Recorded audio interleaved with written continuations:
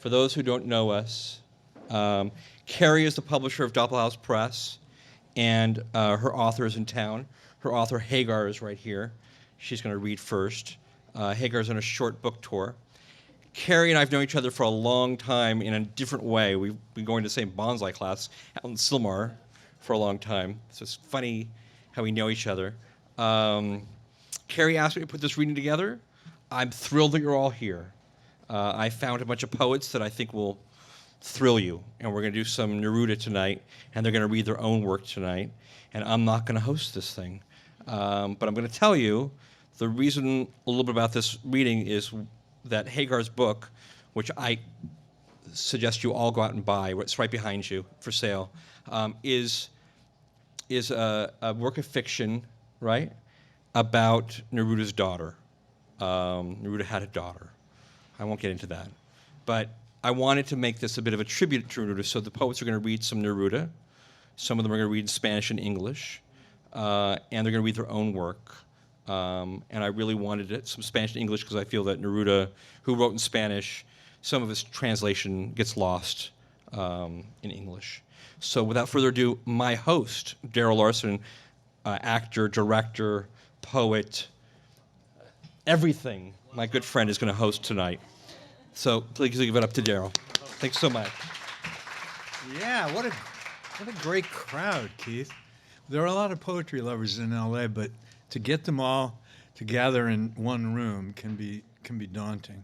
But here you all are because of, I think, most of you or some of you, Neruda, who in 1969, a young woman gave me a copy of Neruda's, I think it's called 20 Love Poems, right? And it just exploded. This same woman, a young woman, gave me the plays of Sam Shepard, which proves that most of the good things in my life came from women.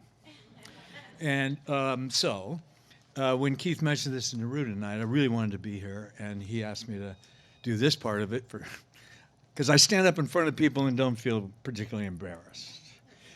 But I do want to describe to you or read the bio of Hagar Peeters. Is a Dutch author currently on a book tour for her acclaimed novel Malva. The main character reclaims her father Pablo Neruda's pen to tell her story of abandonment. Peeters was a nominee for Dutch Poet Laureate in 2008, has won numerous prizes, and published several volumes of poetry. Enough poems written about Love Today, 1999, Suitcases of Sea Air, 2003, Runner of Light, 2008, Maturity, 2011, City of Sandcastles, 2018, and The Author is a Single Mother, 2019. Published in September in the Netherlands and in October in Chile. But I also want to point out that this woman has been traveling for 2 days. She was in Tunis to get here, a busy woman, and literally has not slept in all that time, been in a car and a truck and a plane and another car and a blah, and she's still standing. And she's going to share with you some really beautiful work. Hagar.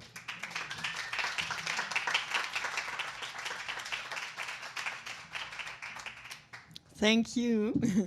I'm so happy that I'm here. And the last time I was in LA, it's 26 years ago. It's incredible. And it was also the first time I was here. And I was jealous of all those poets who just stood up speaking behind open mics. And I was really I really wanted to be one of them. And look, now I'm standing here and I'm reading from my own novel. It's incredible. And thank you. I start with reading a beautiful poem by Neruda. And I read it in Spanish or in Chilean, for he was a Chilean poet, of course.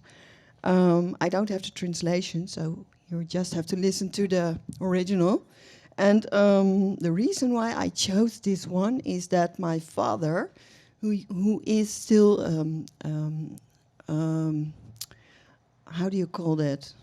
I'm still the Spanish in my head. Periodico, a journalist, and he was in Chile during the Allende regime, the socialist regime, and he wanted to promote Allende, but unfortunately that was stopped by the golpe, by the how do you call it? by Pinochet.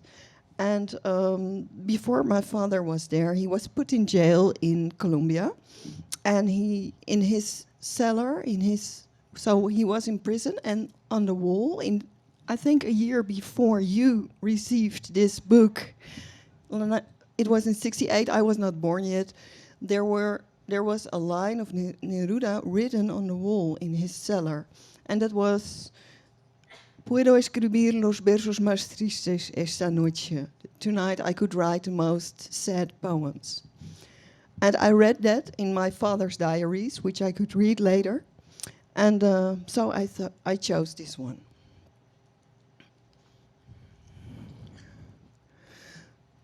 Puedo escribir los versos más tristes esta noche. Escribir, por ejemplo, la noche está estrellada y titiran azules los astros a lo lejos.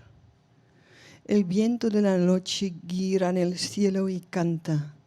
Puedo escribir los versos más tristes esta noche. Yo la quise y a veces ella también me quiso. En las noches como esta la tuve entre mis brazos. La besé tantas veces bajo el cielo infinito. Ella me quiso, a veces yo también la quería. ¿Cómo no haber amado sus grandes ojos fijos? Puedo escribir los versos más tristes esta noche, pensar que no la tengo, sentir que la he perdido. Oír la noche inmensa, más inmensa sin ella. Y el verso cae al alma como al pasto el rocío. ¿Qué importa que mi amor no pudiera guardarla? La noche está estrellada y ella no está conmigo. Eso es todo. A lo lejos alguien canta, a lo lejos. Mi alma no se contenta con haberla perdido. Como para acercaría mi mirada la busca. Mi corazón la busca y ella no está conmigo. La misma noche que hace blanquear los mismos árboles, nosotros, los de entonces, ya no somos los mismos. Ya no la quiero, es cierto, pero canto la quise. Mi voz buscaba el viento para tocar su oído. De otro, será de otro, como antes de mis besos, su voz, su cuerpo claro, sus ojos infinitos. Ya no la quiero, es cierto, pero tal vez la quiero. Es tan corto el amor y es tan largo el olvido, porque en noches como esta la tuve entre mis brazos. Mi alma no se contenta con haberla perdido, aunque este sea el último dolor que ella me causa y estos sean los últimos versos que yo le escribo. There, I start this novel with a poem. I wrote it 10 years before I wrote a novel, so it was like a visionary poem, I don't know. And the poem is about my own father, who was traveling as a journalist in Chile and didn't recognize me as a daughter. But at the same time, it's about Neruda, who silenced his own daughter. And I like the idea to hear the languages. I'm going to read it in 3 languages. My own language, Dutch, in which I wrote it originally, and I also try to do it in Spanish and in English. Okay.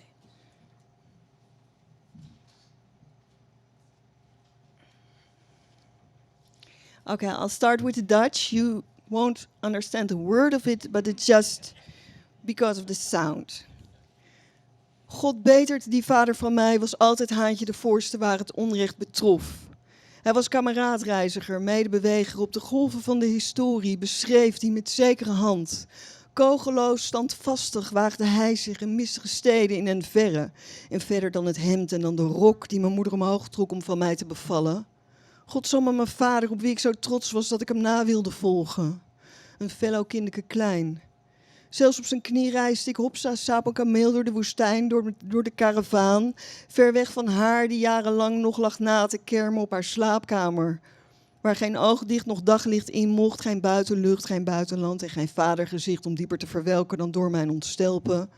Maar mijn vader, ay compañero, zat in Chili, Nicaragua op een stoomschip over de oceaan, in de Petut in Bolivia met baard, mes en hoed, de wereld te klein voor hem te vinden en zij bracht in haar eentje een heel nieuw leven groot. Mijn voetsporen smelten in sneeuw. Ze nemen de vorm aan van een onbedoeld dier en verdwijnen opeens halverwege.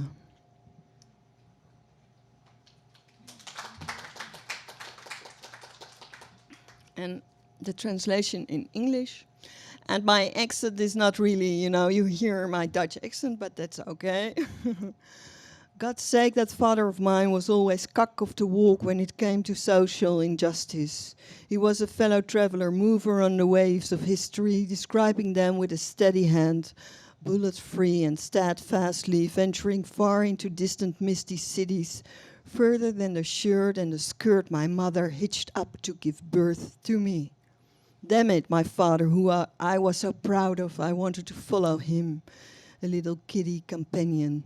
Even on his knee, I traveled up Daisy on a camel through the desert with a caravan, far away from her who for years to come lay moaning in her bedroom, letting in neither sleep nor daylight, no outside air, no foreign land, and no featherly face to make her willed further than by my birth. But my father, ay compañero, was in Chile, Nicaragua, on a steamliner crossing the ocean in a Bolivian clink with a bird knife and head, thinking the world too small for him while she raised a whole new life on her own. My footprints melt in snow. They take the shape of an accidental animal and suddenly vanish halfway. Maybe I'll ask the Spanish writer to read the Spanish translation, or yeah, I do it? Okay.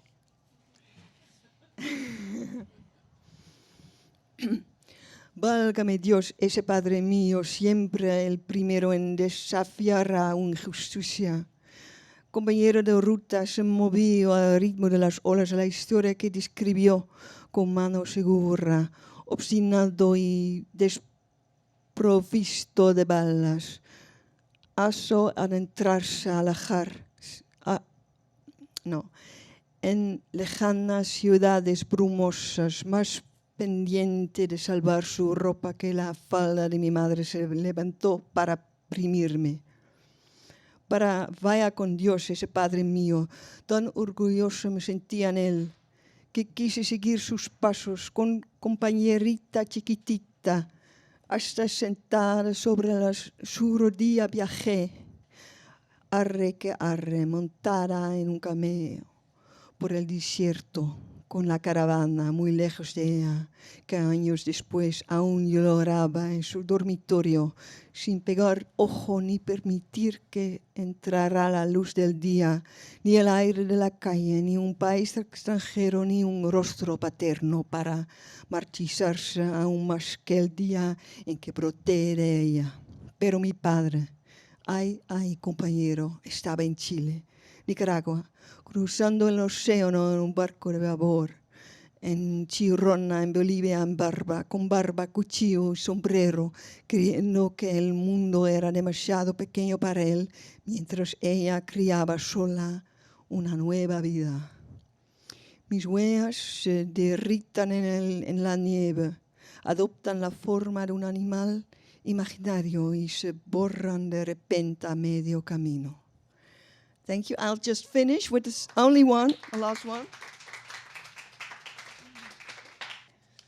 I'm only read the English translation. This is a new one. This is the title one of my new poetry volume, which is called "The Writer is a Single Mother." The writer is a single mother. as he begets a word in himself. The contradictions sound like someone else's echo. He cares for it, feeds the inward self, fully accomplice to a one-man grave. Prison of body, pillar to post desk, reading lamp, riding gear, typewriter. The author is a single mother, is he, and only he gets up every day, carries on caring. Closed off from the world, fate that flies by without him. As the sideline of the real, he digs for truth to make things known. He sets himself this task for nobody else does it. This responsibility for what is his in contrast with his world. He can't shrink it in a dressed gown, behind half-drawn curtains. Thank you.